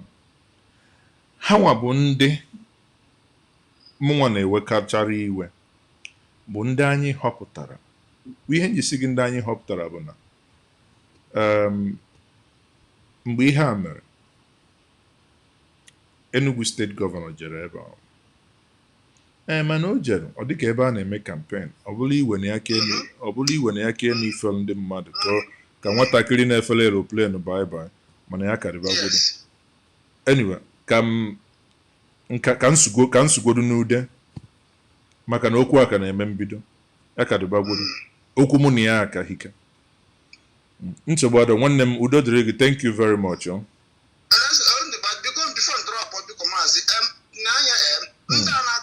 Side the Ghana, Kogunaga, the cannibal problem. You can make a program or history of Ndi. Before Juka declare war, it's a thing why he was about 3,000 people came before Juka declare war. On Nam the can declare no was away cause him. Before Nam the can but even before money the history is there. I'm about better but now. From one and Nam Wikipedia, you will see history of Ndigo. They have been killing us about because anybody now will not because of Nam do and also support the Nana. Every single platform on our comment on number the cost any idiot talking about our comment. Stop calling them the Alpha. Sorry for my language. Don't go call the oh dear. Kere mụ na ya na-ekwu nna ọkwanụ 1 hour ngwa biko ụmụnne m afọ m na iwe na-ewe onye ọbụla ọ na-ewekwazi ọkwa ịkpọbugo bifo kwa gụnwa si Iraq wee kpọ nwanne m. Akpọbugo my brother, o nwere ihe m chọrọ, o nwere obere ihe m nụrụ from you achọrọ m ka m tie ọnụ biko ewele iwe ngwa gakwube biko. O nwere ihe kwuru, o nwere video m watchere, o nwere video. Brother, you still Andrew from Iraq. Amano m nsị gị kwubenu na-ege ego ntị. O nwere ihe kwuru right now. M chọrọ add. Ahụrụ m governor of Enugu State. Ahụrụ m governor of Enugu State ugwu anyị. At the scene of this problem. Ahụrụ m ka the man nọ na-eweli aka elu na-efere ndị mmadụ aka.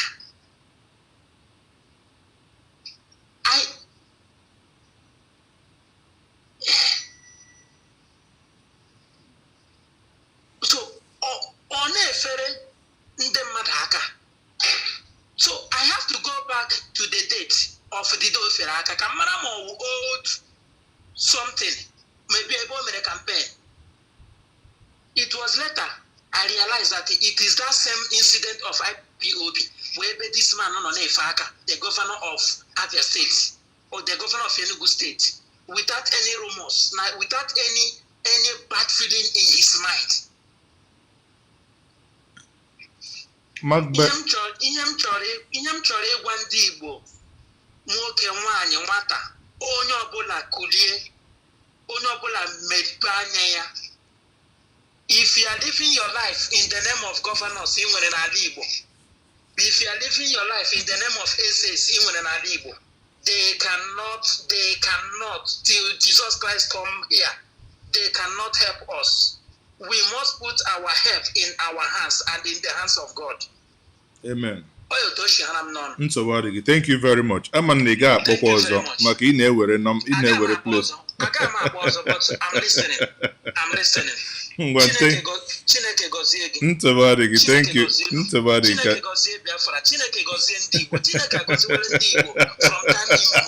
And he will continue to bless you. When the Mosul no place in those one thing I know is that we must get Biafra.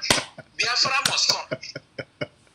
Thank you very much. Irielo ke girio ke ndị ọzọ. Dakwa anyu ihola ni. Sorry. Oh dear. Ihola ni na-ekwu. Orielo ke ya. Orielo ke ndị ọzọ. Okay, ụmụnne m biko. Dịka ihe ya nwa kwuru na Enugu State Governor nọ na-eweni aka ka onye win election. You know, mụnwa hụrụ the picture ya ka m ji kwuo. Onye gị m ọnụ. Ọ bụ na unu lọta mgbe eme ụzọ ụwa anyị. Mgbe bụ mmadụ n'ụzọ ụwa anyị n'Enugu. Ya nwa bụ onye jebe Abuja. Wee je iri konkosa agbada. Nekata m ya mbọsị ewu ntị ọ bụ na ọ nọ m ntị ọ rezọ ka m meji betiti aka agbada abụ oyi. Betiti ya trim ya ka ọ dị ka penafọ. A na-ekwu okwu kịta asị na maazị Ozoke gbara ọkụ onye pụta ọsị ma afọ ọnụ maazị Igbo agbakwuo ọkụ. Ma agbazi ọkụ afọ ọnụ ngala Igbo ọkụ. A na-ekwu okwu na egbu mmadụ. Ọ bụrụ iji wegodo okwu agbada jebe Abuja bụ ihe a na-ekwu. Mana ya dịba. Ihe nji si na okwu mụ na ya aka dịba. Anyị nwe nwaanyị dị 80 years gọọmenti kutubi ya n'Enugu. 80 years woman ka gọọmenti kutubi ya n'Enugu. So far, we have been unable to raise enough money. I think up to 425. Let me check. Arasi ọkwa na-asị ebe a na-eme njelu biko nwa eche ịkpọ m na ya ka kpọzina m. Arasi asị ebe a na-eme njelu. Let me check online and see what because I na-eme GoFundMe for the woman and the money na-ekwukwe n'okwu mụ na ya kwukwu today maka na one of the people kpọọ ọnụ onye nke si South Africa kpọọ nwe ego ọ kwụnyere ya na akaụntụ na Nigeria but majorly anyị na-achọ ka anyị nwekọta dị ego ọnụ. Ihe m ji ekwu ihe a bụ na in trying to imago onwegodi ihe ndị ọzọ mere anyị nke m bụ ọ na-ewute kalị m nke anyị nwa mere onwe anyị. Nke ndị ọzọ bụ na osi ike anyị ọ bụ na ọgụ ka anyị anọsa ndị ọzọ anyị anọsa mana nke anyị nwa mere onwe anyị nwa kuturu ụlọ onye dị 80 years onye bigolu n'ebe bụ 66 years ebe a mụrụ nne ebe a mụrụ nna ya ebe a mụrụ nne nne ebe a mụrụ nna nne ya ancestral home ka akutu na o nwere ego enyere ya aka na abụọ ndị be anyị na-akpị ya aka na abụọ nnụ na-eri gbabi ya aka onye bigolu bie ka unu ghọta ihe m na-ekwu mee imagine ebe ịma na your house na your village anakọta asị gị na gọọmenti ji iwere your house na village ewele ya nwere ego enyere onye na-represent ya bụ Chimaroke Nnamani edegolu m ya akwụkwọ Chimaroke gosi ya nwere ihe ọzọ edego m ya akwụkwọ Chimaroke gosi ya o nwere ihe ọzọ maka na let me show us. Bụ ụfọdụ nnọkọta sef ike agwụ ma na m nnọkọta sikwanụ people ọkwụ na ofu onye ka m bụ mmadụ ya agba n'igba n'azụ enwe m family ana m alụ ọrụ mana mgbe ụfọdụ nnekọta dị injustice na-eme around me na Igbo nation ọgwụ m ike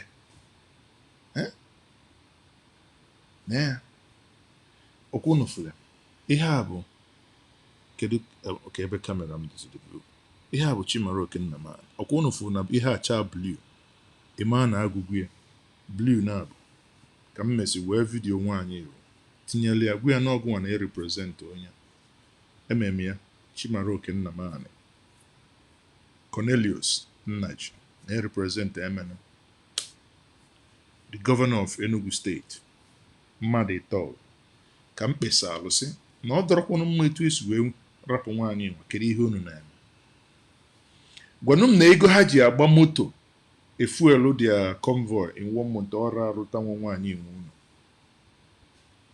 mana ihe a na-eme n'ala Igbo ihe a na-eme n'Enugu n'ofu Emene question m na-ajụ kedu ihe anyị nwa bụ ndị Igbo na-eme kedu ihe a nke a bụ nke anyị na-eme onwe anyị ọ bụrụ nne gị bụrụ nne nne gị 80 years old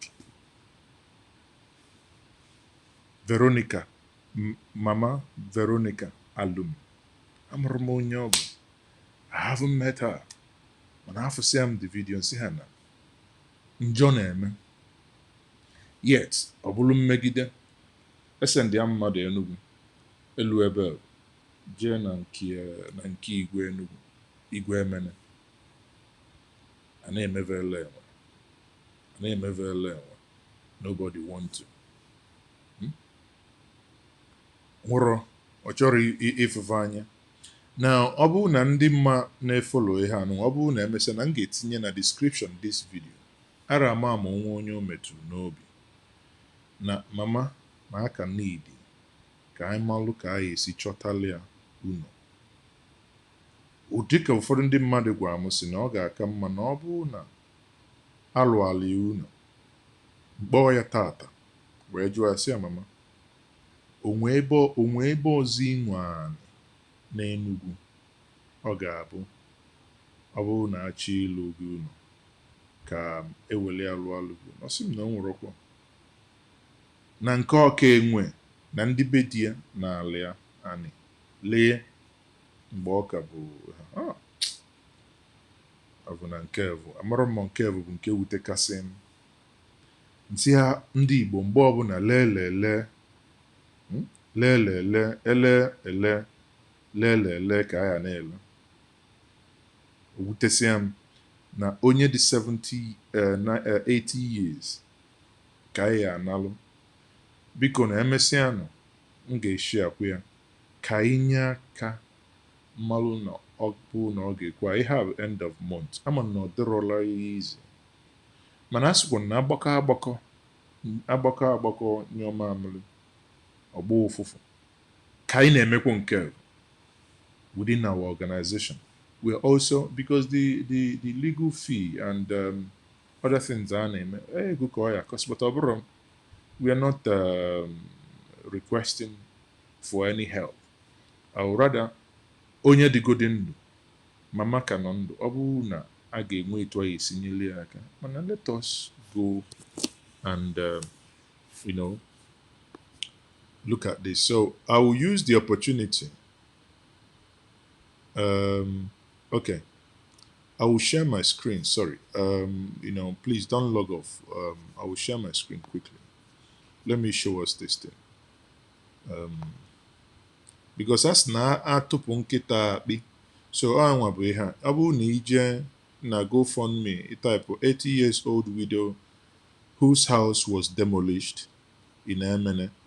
Now, so far, what we have raised is 425 pounds. Basically, the currency is pounds.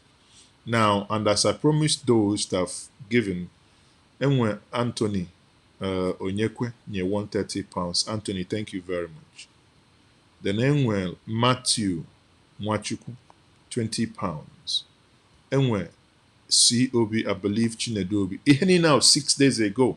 So ndini na since that time, onwebe onye ọzọ, Obiageli Din Kemmelo with 25 pounds.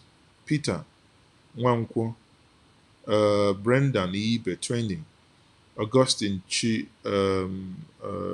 Chimoba Bernard Chuku 70. So you see, now the whole thing Nebabuna, we want to see Anthony innocent. Please. Obu no nwelo ka mmadụ onye ga-enye nwaka. I can see the comments people are making. You got here. Onye say, I donated to support Mount Veronica because she is a human being, a mother, a widow, a senior citizen of Enugu. You know, and she continues. So no amount is too small, and that is my pledge, because on my plea, so to say, you know, we can't be okay. We can't be doing this. Okay, so I hope you can see this better now. So this is the total money 8 years ago so far, right?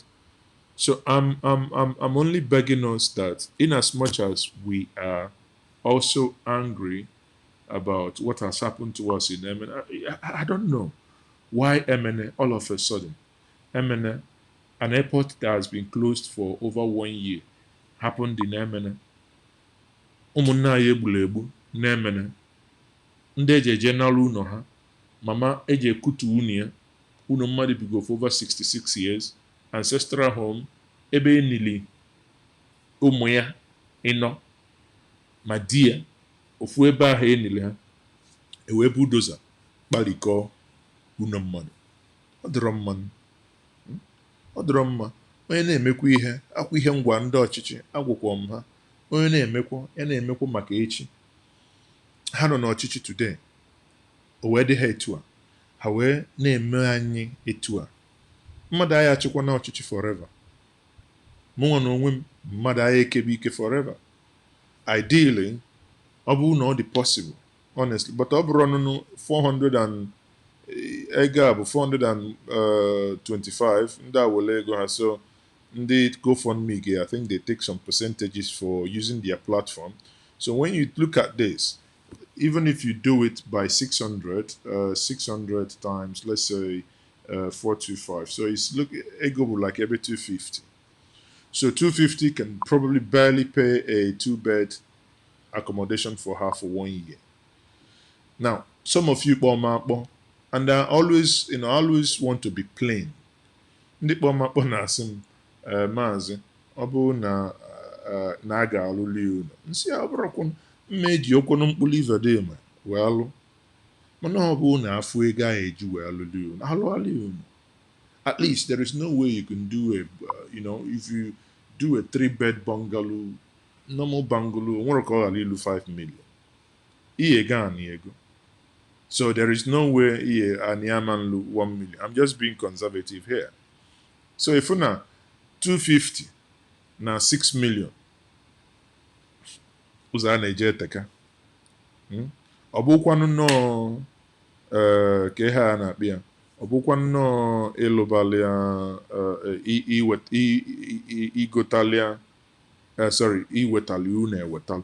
Nke ọbụla ọ bụ sọsọ ihe nna ya ayo biko ụmụnne m, na ka anyị mara etu anyị ga-esi wee nye aka. Nke anyị mara na etu anyị ga-esi kwọbanụ onye okwu wa. Maka na ka anyị na-ebe akwa ụmụnne anyị egburu egbu, ka anyị ga na-ekwukwa maka mama anyị bụ nne anyị ka nọ ndụ. O nwere onye ma onye ọya anọ n'ụlọ. Mgbe m kpọọ mama tata, sị m na ịma na afta ka akụtusiri unu ya, ọtụtụ n'ime anyị arefuru m amarọ afta ka akụtusiri unu ya, BP yali. Fat, I think ọ bụrụ na m enwe efe echi, nọ na ihe mmadụ bụ n'isi aka, ọ bụrụ na m enwe efe echi, m nwere ike ime vidio maka ya nwa ka nye anyị update again. And onwekwa na onwe onye chọlụnụ, ọ bụrụ na you can't find this link, but the link dị na m ga-etinye na this video, link ị ga-eji donate lia ego, please. And ma ya anyị ka ọ bụla anyị ka ọ bụ kene ofu ihe anyị mee. Let iwe ahụ anyị ga-ewe bụrụ ihe ga-ewetala ka anyị wuli gọzie mmadụ. Maka na ihe a bụ, achọrọ m ka ọ ga dị ka na nkwusikwa nkwukwa, mana ya bụ onye m amarụ mụ na ya ka futuro ama m thank you onye nye m nọmba ya thank you Amaka kpọọ m sị m oke na ọfụ ebe m na-eme apil ọ bụ na onwe onye ji nọmba sị amarọ m onye ọ bụ oh no just na we reported on it and I felt honestly amarọ m ka ndị na-achị achị iti na-ewute m amarọ m ka ndị na-achị anyị because anọkọta m ihe nji na-ekwu ihe bụ na because I am involved ọ bụrụ na ọkwụkwọ ojukwu because I'm involved na isi gị na m nwere edegagolu gọvanọ ndị gọvanọ agụgụ ya ịkpọzie ha na fon ọma nza ya edegagolu nna m anyị nke ngosi unu na who was the former governor degalu Cornelius onwezi onye mmegbu onwe m jee na nke igwe after 2 hours igwe Emene kwụrọ ndị nzigalụ okwero eme ha na ọ chọrọ ikwuo igwe onye ọbụla okwu anyị ka m gwazi unu nke bụ atụ igbo ntugbe bụ na from ihe mụnwa gada ndị Emene analụgwo ego lachaa ego that's what I think because ka ihe ga-emezi na onwezi onye chọ ikwu okwu onwezi onye chọọ ka eme ha mana ka ọ bụla ya ya dịba ụmụnne m nụ biko nụ ka anyị galụ nụ ime ha na chiejukwu mbọsị nta ka anyị chia nọ wole nji onwe onye dị interested n'ihe ọ bụla echi maybe around 8 o'clock Nigerian time I'll find time to come back online again and I'll probably talk more on Mama and how we can help and if need be if we want I can call her on the phone or I can probably call her before record the conversation and play the conversation for us because at the end of the day it's really hot ọkwọnụ nkụ onye kpatara na ọkọchị ka ọ na-anya n'udu mmiri na ọ ya dị ọkwọnụ mma ka olu mgbe mmadụ ya ezubezi ike you can imagine onye nwere maternity nwee about 14 shops or 14 shops na the same compound ọzọ ego ọ na-anata na shops a ka o ji eli nri suddenly osi from ịbụ landlord bụrụzie osi from ịbụ landlady bụrụzie onye dị homeless nke a bụ mmadụ ilikata na efere nkụwa dibezie na ọ ihe mwute ka ọ bụ ka abụrụkwa ndị ugwu mela anyị nwa mere onwe anyị chekene echiche gbasara ya anyị nwa mere onwe anyị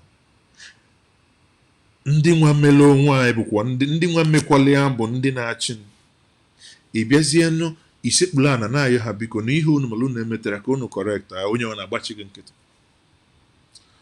ọgwọnụ ego na ala nsị bụ ụfọdụ asị m na ọ dị ka ego bụla aja na ihe m ga-eme bụ sef ọ bụ na obe gọvanọ ka ọ ya bụ nje n'iru biya nrụalụ nwaanyị ivu ụlọ ya na-ebietie ya anya mana ego amụma malụkwa ụmụnne m mmasị unu ka udo chianụ ka abalị chebe anyị ncha niile biko ọ bụrụ na imesịa ọ bụrụ na ị like ife onyonyo anụnwa zigalie onye ọzọ ọ dịkwa ọnụ mma ọ bụrụ na subscribe na this channel please pinye aka subscribe tinye notification button on mgbe ọbụla m bịa online ka anyị kalie anụ ụka ka ụmụnne ka emesịanụ udochianụ kachifon ka ọ bụ ọnụ bye bye